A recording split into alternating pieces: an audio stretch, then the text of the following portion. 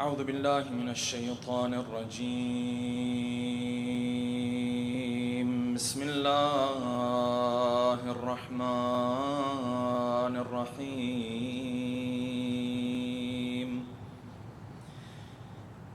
الحمد لله الذي لا يبلغ مدحته القائلون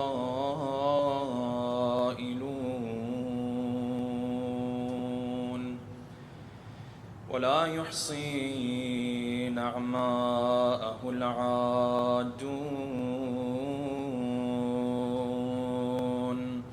ولا يؤدي حقه المجتهدون الذي لا يدركه بعد الهمم ولا يناله غوص الفطن الذي ليس لصفته حد محدود ولا نعت موجود ولا وقت معدود ولا أجل ممدود أما بعد فقد قال الله الحكيم في محكم كتابه الكريم أعوذ بالله من الشيطان الرجيم تلك حدود الله ومن يطع الله ورسوله يدخله جنات تجري من تحتها الأنهار خالدين فيها وذلك الفوز العظيم ومن يعص الله ورسوله ويتعد حدوده يدخله نارا خالدا فيها وله عذاب مهين صدق الله العلي العظيم صلوات الله.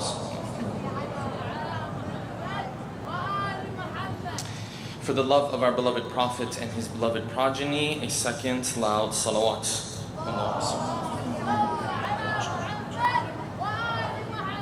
For the hastening in the return of our beloved 12th Imam, a third final loud salawat.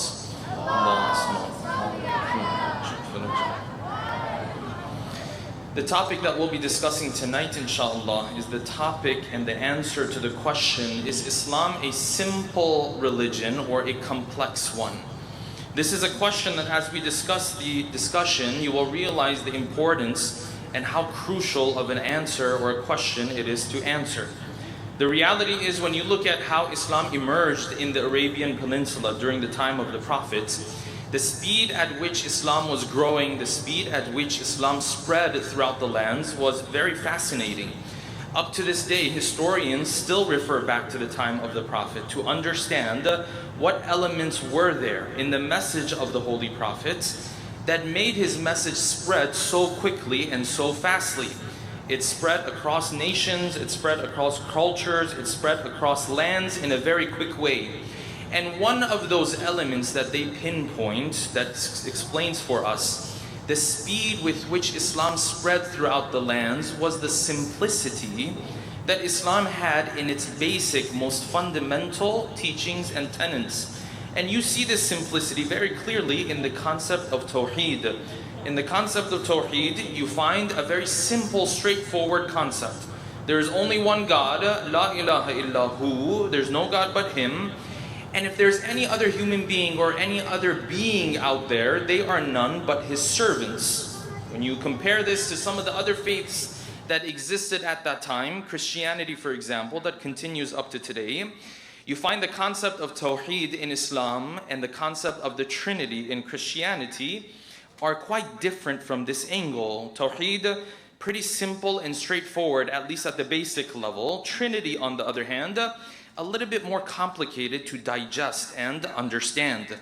So this is the simplicity that we find in Islam, but then you also find certain areas of the faith and of the religion that seem to be quite complex as well. Sometimes you might want to go through the basic rulings of praying, the basic rulings of fasting, and all of a sudden you pick up the book of Ayatollah Sistani, Islamic Laws. You start to flip through this book page to page, and immediately you start to realize that there are hundreds of rulings that are written down in this book. If you wanted to read through the portion of Salat in this book, you might be reading for a couple days at least.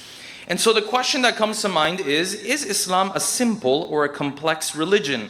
Is it simple, meaning I can summarize the whole faith into a couple simple, universal moral teachings? Sometimes you speak to people, they'll speak of Islam in this fashion and in this form. They'll tell you, listen, you might have had loved ones who speak like this. You might have thought yourself this way sometimes. They'll say, listen, don't overcomplicate the faith. Don't overthink it. Islam's message for us is very simple. Be a good person, pray, fast. That's it. That's all Islam has to offer. This person will tell you, listen, it's not about abiding by all the detailed rulings we have in Islam.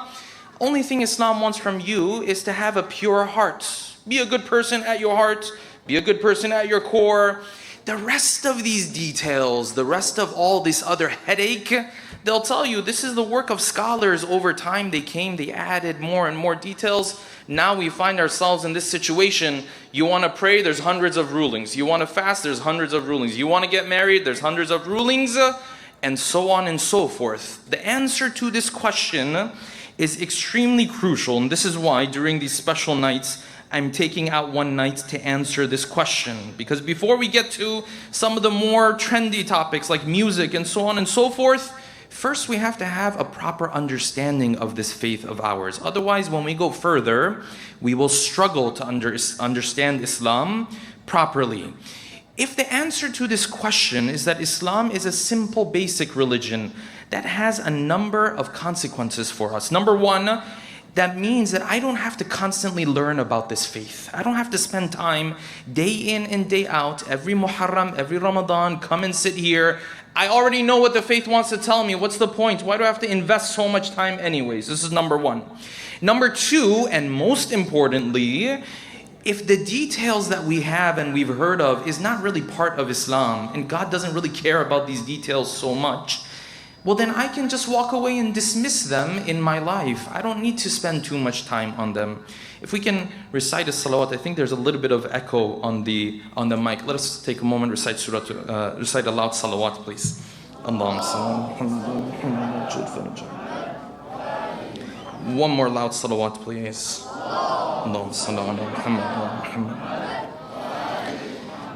The second consequence is that this person says, well, if Islam is a simple religion, then the detailed teachings of Islam are not important for us anymore. I don't have to spend so much time thinking about how exactly I'm supposed to pray, how exactly I'm supposed to fast, taharat, nijasat, all of these headaches, we can dismiss all these detailed rulings. Be a good person at your heart, and khalas, that's done. That's Islam. This is number two. And number three, the third consequence is that, well, all these details that were added to the religion of Islam must have been the work of some scholar or scholars over time, or cultural practices that made their way into Islam. Otherwise, Islam itself at its core is very simple, a couple teachings, and you are done. However, on the other hand, if the answer to this question is that Islam in fact is a very complex faith, and we will explain the difference between complicated and complex. You will notice I use the word complex and not complicated. If that is the case, well then number one, I have to continuously learn about this faith. Number two, the details of my practices matter to Allah subhanahu wa ta'ala. And number three, these details did not come from cultural practices or some scholars in the corner of some room. They came from Quran and Hadith. Therefore, tonight inshallah we want to take some time to delve into this topic, and we will pose the following questions. Number one, is Islam a simple or complex religion?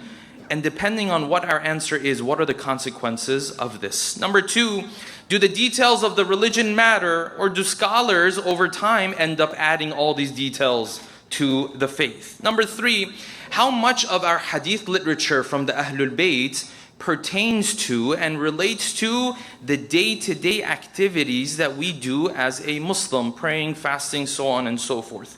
Number four, are there areas of the faith that you and I overcomplicate even more than Islam ever asked us to do so. Number 5, how did Imam al-Jawad, in that famous debate that he had with Yahya ibn Aktham, display for us the complexity of the religion of Islam? And number 6, and finally, what objection did the Ahlul Bayt raise to the Khulafa of their times because of their lack of knowledge as it relates to the complexities of this faith?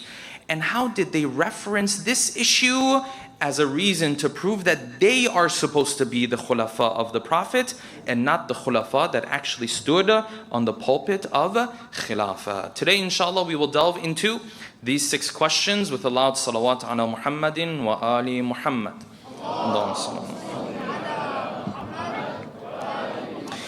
Let's begin from here. If you look at the core of Islam, you will find a teaching that's very straightforward and very simple. We call it Tawheed. This simple and straightforward teaching of Islam is in fact one of those things that appeals many times to people who revert or convert to the religion of Islam. If you've had conversations with reverts before, some of them will tell you very clearly that when I heard about the concept of Tawheed in Islam, and that a human being, unlike Christianity, is not divine, he's not God, he's not the Son of God, he's none of that kind of stuff. There's only one God and everyone else is his servant. Many reverts will tell you this was very appealing to them.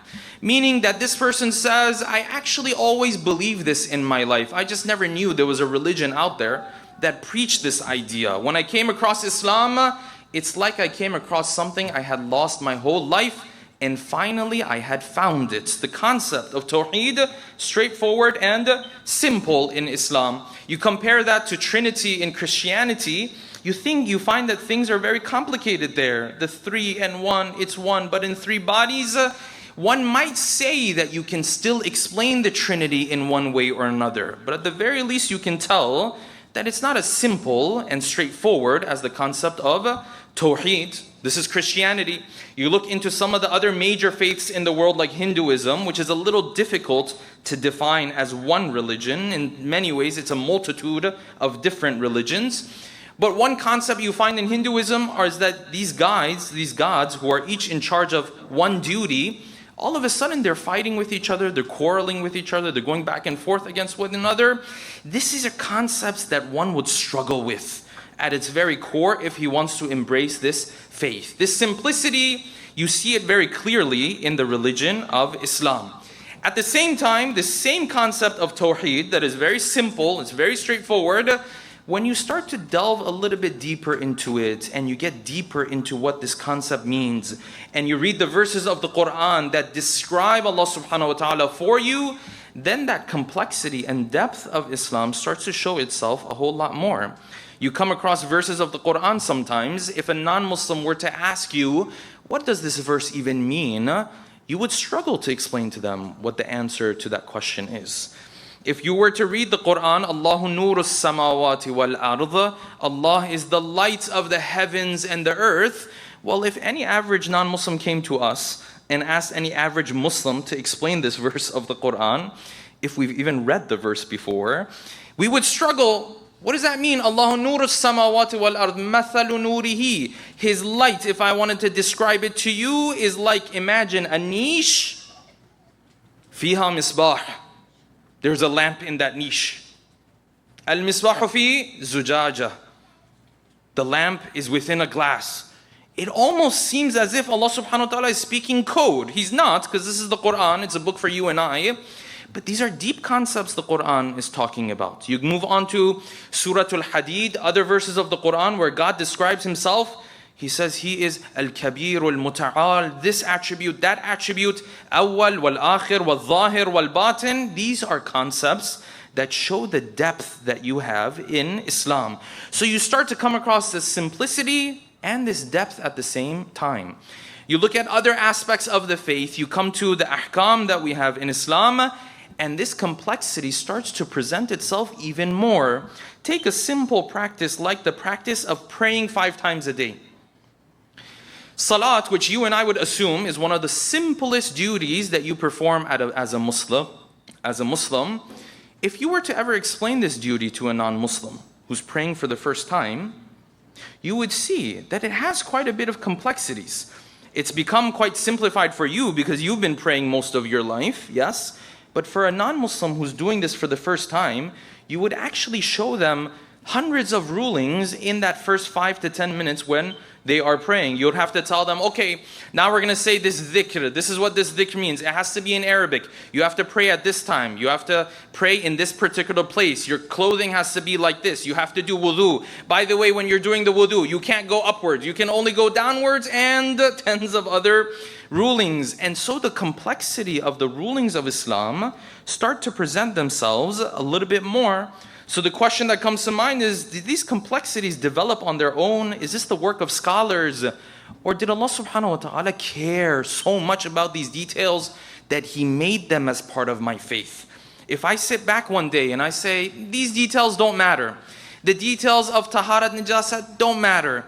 The details of how you're supposed to pray exactly don't matter. The details of how you're supposed to fast, just be a good person, be kind to people, be nice to people, and that's it. That's what Islam is. Is this meshing with what Islam wanted to teach us all along or not? In order to understand this, we have to go to Quran and Hadith. Before we do so, I want to share a little story with you. This is a personal experience, just to demonstrate this perspective, which as we get through the discussion, you will see is very common in our communities actually. And that is this. I remember a very long time ago, when I was going to begin my studies in the Hawza, I was discussing with some of our relatives about this journey that I was planning to go on, yes? And I remember sharing with one of the relatives in our, amongst our relatives in our family, older lady, very sweet, innocent, older lady. She said, Mahdi, if you're going to go study in the Hawza, go and do it. She's very encouraging, which surprised me actually. But she said, listen, when you go and study in the Hawza, make sure you don't become dry and rigid like these other scholars.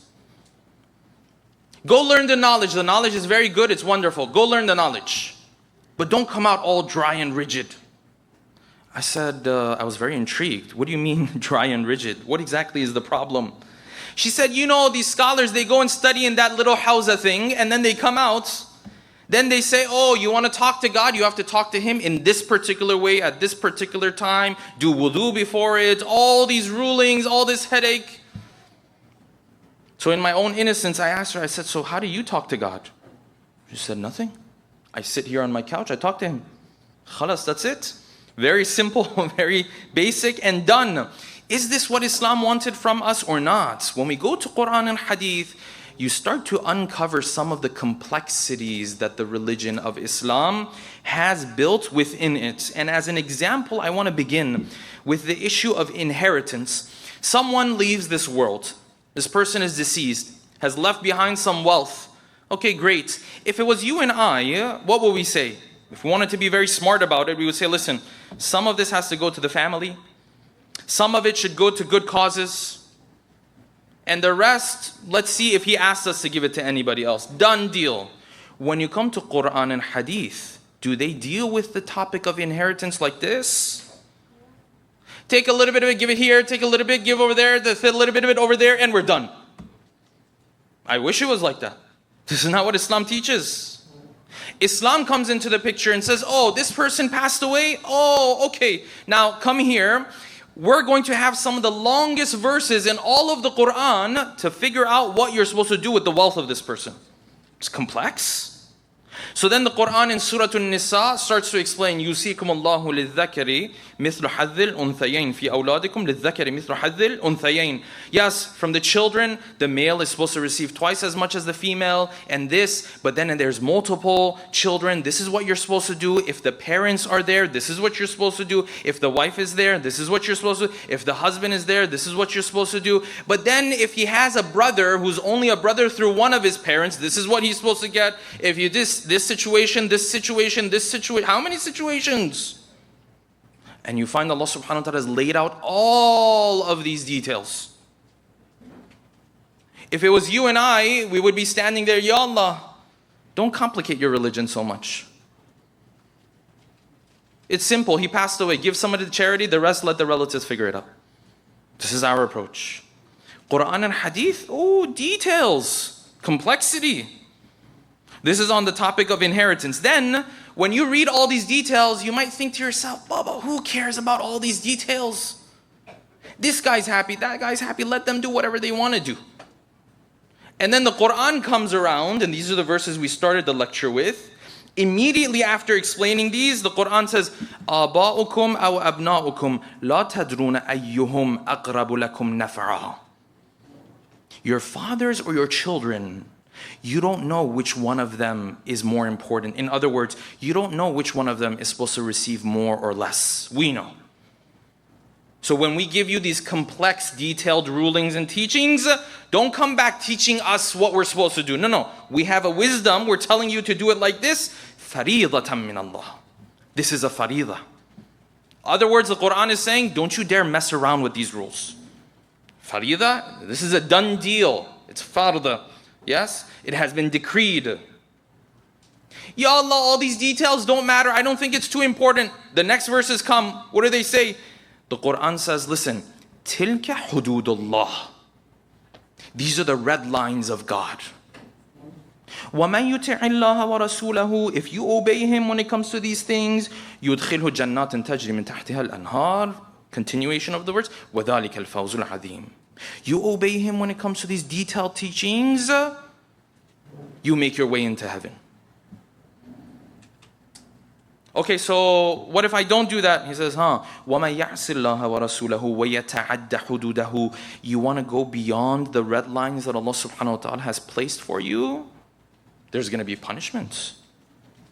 Ya Allah, why does it matter all these details? This one gets 1/6, this one gets 1/5, this one gets 1/3, but not from all of his wealth.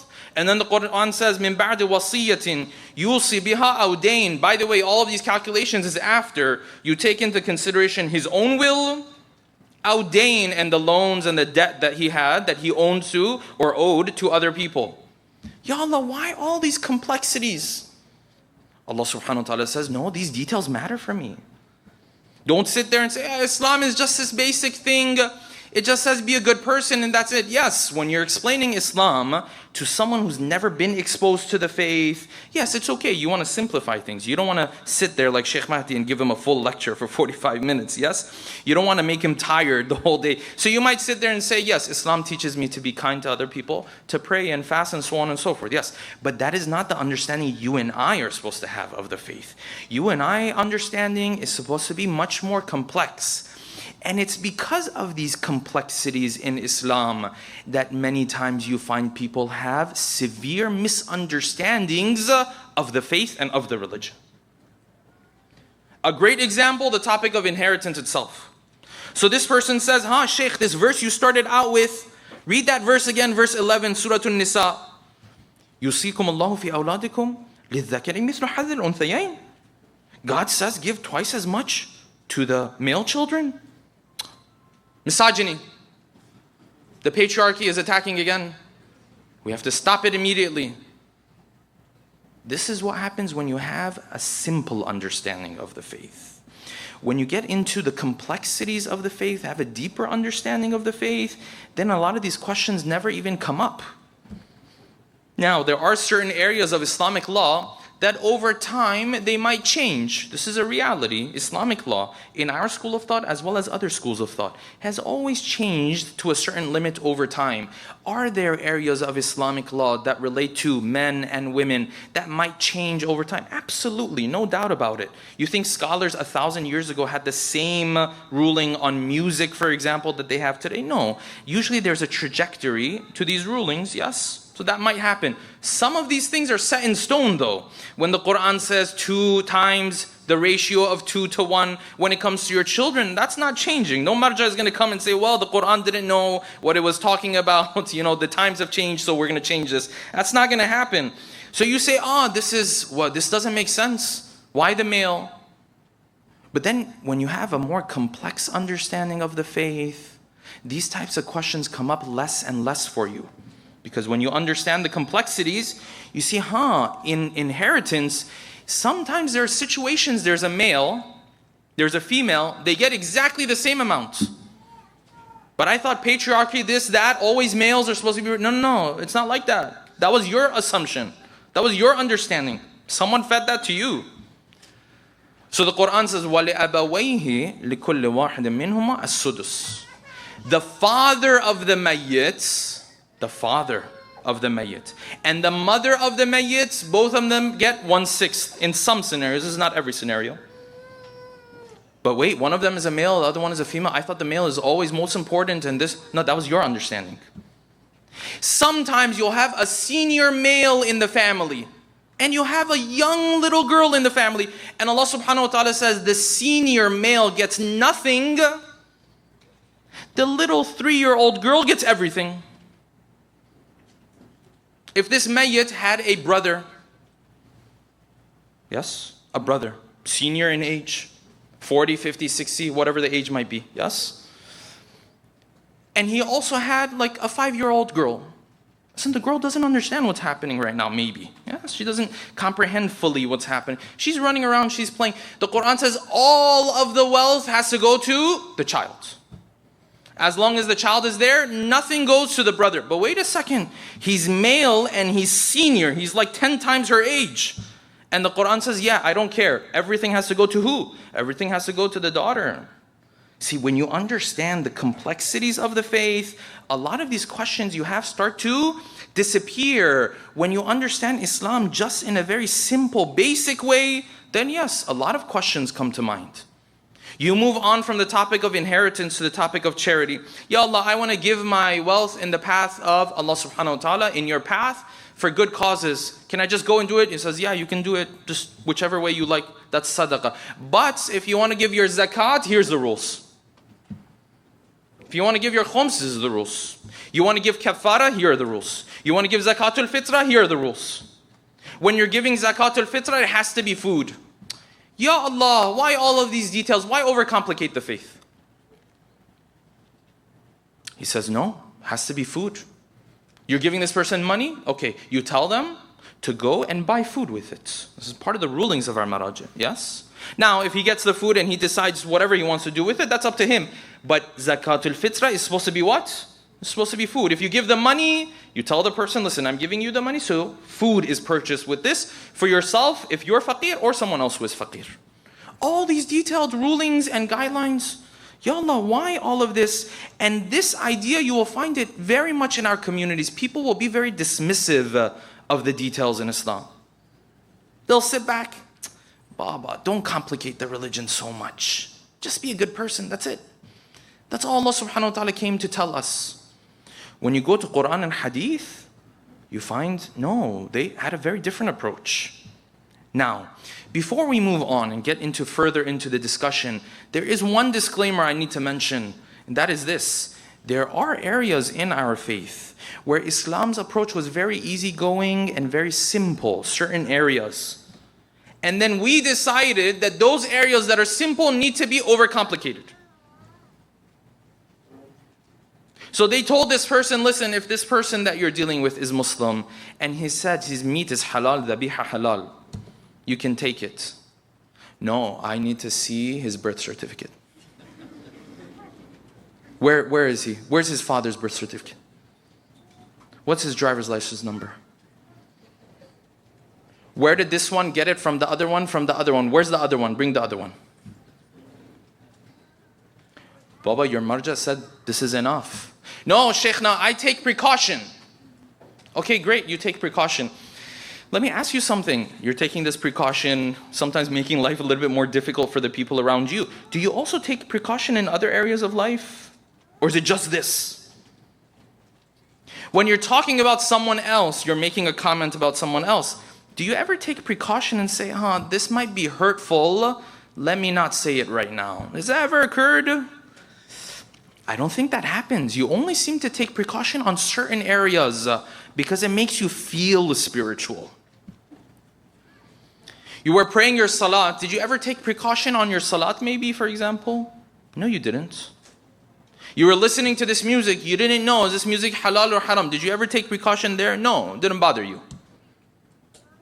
So in no other area did you ever feel compelled to take precaution. When it came to this one, no. We have to take all of the precautions. There's something wrong here. Something's not adding up here. Did you ever talk about someone who wasn't in the majlis and then stop yourself midway and say, maybe I shouldn't say this. Maybe it's ghaiba. Maybe it's backbiting. Let me take precaution. Did you ever take precaution like this? No, he never took precaution like this. But then the gelatin he has to figure out. All the way to the source, to the poor pig, who the gelatin they got it from, he has to ask him, are you dhabiha halal or not? There are areas of the faith that are simple, and then we decided what? To overcomplicate. And then there are areas of the faith that are complex, and we say, no, these details don't matter. You see what we did with Islam? The injustice that we did with Islam. This person is getting married. Sheikh, please tell me all the rulings that there are for marriage. The nikah, how exactly the nikah? How many witnesses do we need? Does the witness need to be this person, that person? I tell him, it's not that complicated. Islam has made nikah very easy and simple, actually. Islam's approach is very easy. Yes, there's two witnesses, so on and so forth, yes. But Sheikh, are we sure? I want to make sure my nikah is like a really, strong nikah. Baba, Islam didn't overcomplicate this one. But then the other one that Islam did have complex rulings on, he doesn't care about at all. This is the problem that we have. Recite a salawat, please.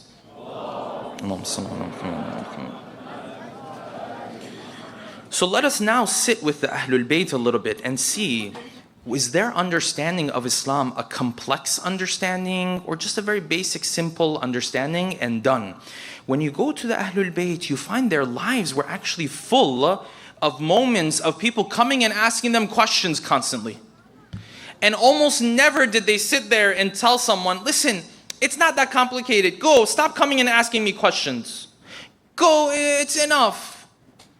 Just follow your heart. Have a pure heart and that's enough. Go. Almost never did they say that. You know what did happen a lot in the lives of the Ahlul Bayt? What happened a lot was, Yabna Rasulullah, what do I do in this situation? Yabna Rasulullah, what do I do in that situation? Yabna Rasulullah, I went to Hajj and in Hajj this happened. Is my Hajj okay? Yabna Rasulullah, I went and I was praying. Yes, you don't want to become obsessive, compulsive, so on. And that's another extreme, of course, yes? But at a basic level, people used to come to Ahlul Bayt, and when they came to Ahlul Bayt with their questions, Ahlul Bayt never said, yeah, don't worry about it, it's not a big deal, who cares? No, they came to Imam Sadiq. Look at our hadith literature. The four main books of hadith that we have in our school of thought. The majority of the narrations is on how you're supposed to live your life on a day-to-day basis. Open Al-Kafi, open Istibsar, Tadhib, these books, yes. The majority of them are people coming to the Imams and asking, what am I supposed to do in this situation? What am I supposed to do in that situation? And the Ahlul Bayt never looked at them and said, yeah, it doesn't matter. Yes, the religion of Islam is not complicated. Complicated meaning you don't know what to do at the end of the day. That doesn't apply to Islam. Islam is not a vague religion. Sometimes people say, oh, ya Sheikh, I want to get closer to Allah. Please tell me how I get closer to Allah subhanahu wa ta'ala. And you say, oh yeah, just, do the wajib and stay away from the harams. No, but I want to know, how do I get close to Allah subhanahu wa ta'ala? Baba, the religion is not complicated. It is complex though. There's a difference between these two. It is complex. When you sit with the Ahlul Bayt, their understanding of the religion was complex. The Prophet, when he came, you think the Prophet said, okay, I'm going to pray, but you guys pray however you want to pray. I'm just going to pray based on whatever my heart tells me. No, he said, Sallu kama ra'aytumuni usalli. Pray the way you see me praying. Now I ask you, are the details of prayer important for the Prophet? Of course. What? Na'udhu billah, the Prophet had nothing better to do with his life than to come and show us all these details.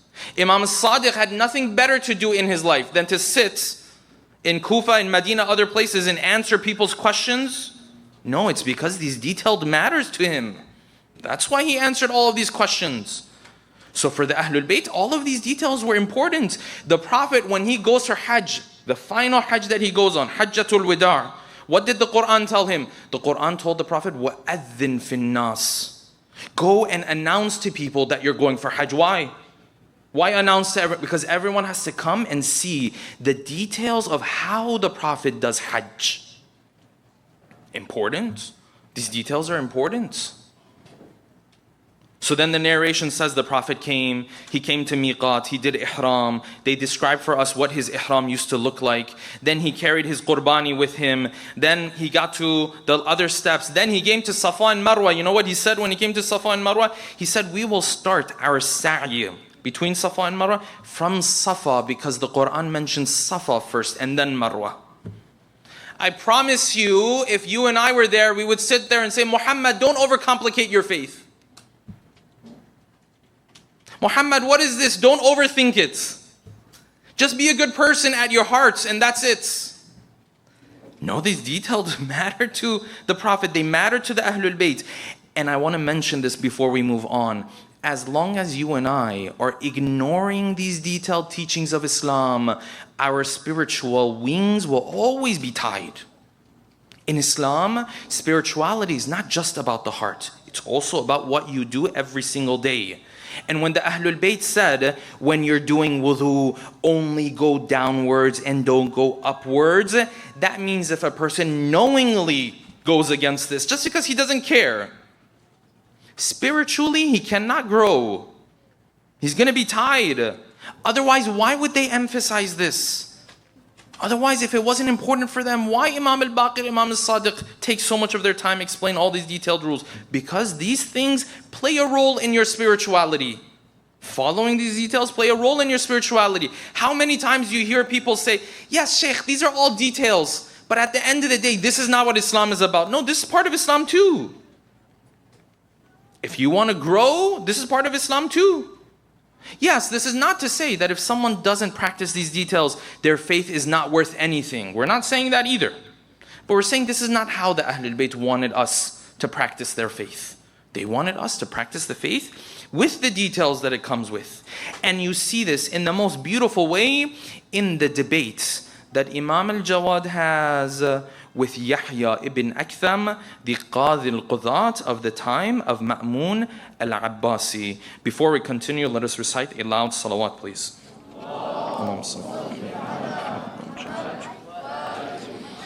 These details, you see it very clearly in this debate. What was happening during the time of Imam al-Jawad that displays for us the complexity of the faith that we have. There came a point where Ma'mun la'natullahi alayhi was at a point he wanted to marry off his daughter forcefully to Imam al-Jawad as a means to have surveillance in the house. It doesn't get better than that. You have someone living with this person, she can tell you every single time who comes, who goes, who does he speak to, so on and so forth. Forcefully, he forced Imam al-Jawad into this marriage. And Imam al-Jawad, of course, because he knew his life was at stake, he gave into it, he accepted this marriage. Ma'mun comes to his own people and he says, listen, I am marrying my daughter off to Abu Ja'far al-Thani. Abu Ja'far al-Awwal is who? Al-Imam al-Baqir. Abu Ja'far al-Thani, referring to Al-Imam al-Jawad. I'm marrying her off to Imam al-Jawad. The people around Ma'mun, his own friends, they came to him, they said, Ma'mun, don't do this. You're going to marry off your daughter. What if the role of Khilafah after you reaches him? You know, we're going to be in trouble. We worked so hard to get our hands on this Khilafah. Now, he's going to marry your daughter. He's going to inherit this right. Don't do this. He said, no, I have my own plans. I have my own reasons to do this. They said, okay, fine. We have another objection. So what's the objection? They said, we have another objection. Don't marry her off to this child, because Imam al-Jawad is like 10 years old roughly at this point. Don't marry off to this child. Ma'mun came.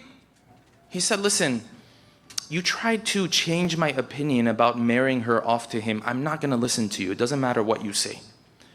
They said, no, wait until he gets older so he can at least have some knowledge. He knows nothing. Ma'mun said, Wallah, huwa a'lamu minkum. He knows more than you guys.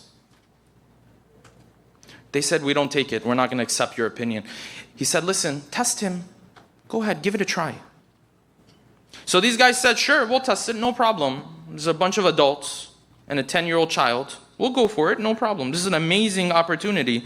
So they went, they said, well, we have to get our most knowledgeable person. We're going to call Yahya ibn Aktham, the Qadhi al-Qudat. You know, you have judges and then you have the Supreme Court. Yes, this is like the Supreme Court of Ma'mun. I put it that way. Yahya ibn Aktham comes, they put together the whole gathering. We would assume hundreds of people have gathered for this moment. Yahya ibn Aktham enters, Imam al-Jawad enters, he sits, and Ma'mun has prepared a place for him right beside him, because this is the game that he plays. This is what Ma'mun does. This is how he shows we're on the same team, quote unquote. Yes? Behind the scenes, of course, it's a different situation, a different story. When Yahya ibn Aktham comes, he turns to Ma'mun. He says, Ya Amir al-Mu'mineen, can I ask Abu Ja'far a question? And Ma'mun, because he's already choosing the winning side, he says, don't ask me for permission, ask him for permission. So Yahya turns to Imam al-Jawad, Ya Abu Ja'far, can I ask you a question? He said, Sal in shi'ta. Ask away if you like. Look at the simplicity in this question. Look at the complexity in the answer. He said, Ya Abu Ja'far, I have a very simple question for you. Ma taqulu ju'iltu fidak. What is your opinion? Fi muhrimin qatala saydan. What's your opinion if someone has done ihram, it's muhrim, and now he kills an animal? If they put that question in front of you and I, what would we say? Either it's okay, no problem, or better not to, or no, he did a bad thing, haram, he needs to repent. These are the three options we would choose, Imam al-Jawad turned back to him. He said, you asked a very good question, but before I answer your question, I have some questions for you. So what are these questions? He said, this muhrim that you say, qatala saydan, he killed this animal. I have some questions. Number one, aliman kana al-muhrim aw jahilan? Did he know the ruling or he didn't know the ruling? Number two, this person, qatalahu fi hillin aw haram, did he kill him near Masjid al-Haram or he killed him outside? Number three, this person, qatalahu amdan aw khatan, he killed him on purpose or by mistake? Number four, hurran kana al-muhrim am abdan, was he a free man or was he a servant of another household? Number five, fil layl qatalahu am fin nahar, did he kill him during the day or did he kill him during the night?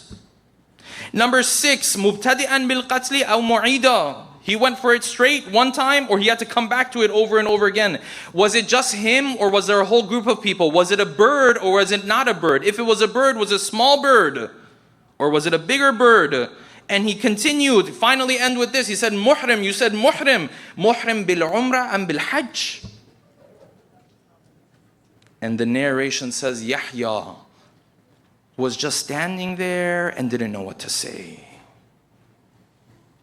This simple question that they put in front of us, you and I might sit there and say, oh yeah, it's probably better not to do. Why did he do it? Very bad person. He shouldn't have done this. Yes?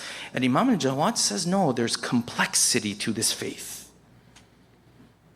So what does that mean for you and I? There's a number of conclusions that this brings about for us.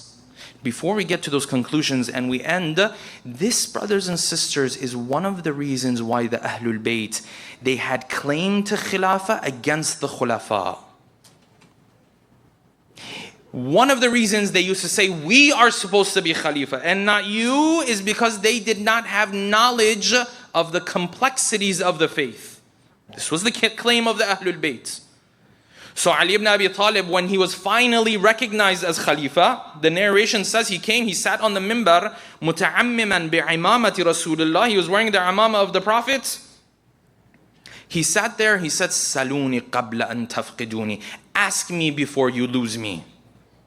فَإِنَّ عِنْدِي عِلْمَ الْأَوَّلِينَ وَالْآخِرِينَ, because with me lies the knowledge of those who came before and the knowledge of those who are going to come after. I ask you, if religion of Islam is a simple, basic religion with a couple moral teachings and that's done, what deep knowledge is Ali even talking about then? When Ali sits there and says, Saluni amma shi'tum, ask me about whatever you like. This means the religion that you're going to ask him about is very complex. It is deep. It has detailed rulings, it has detailed teachings. Otherwise, What skill is it to sit there and say, Saluni qabla an tafqid, ask me before you lose me? The very fact that Ali ibn Abi Talib would raise objection to the khulafa that you're not supposed to be khalifa, I'm supposed to be khalifa because you lack the knowledge, that in and of itself is the greatest proof that the religion of Islam is a complex religion. It's not just a simple religion. You come and you learn a couple things about it and khalas, that's it, I'm going to move on with life. That's not how it's supposed to be. What does that mean for you and I, brothers and sisters? Number one, it means that you and I have to be lifelong learners of the knowledge of Islam. Number two, it means the details in the faith matter to Allah subhanahu wa ta'ala. Don't be dismissive. Oh, it doesn't matter. Just have a pure heart. This is not the way Ahlul Bayt taught us.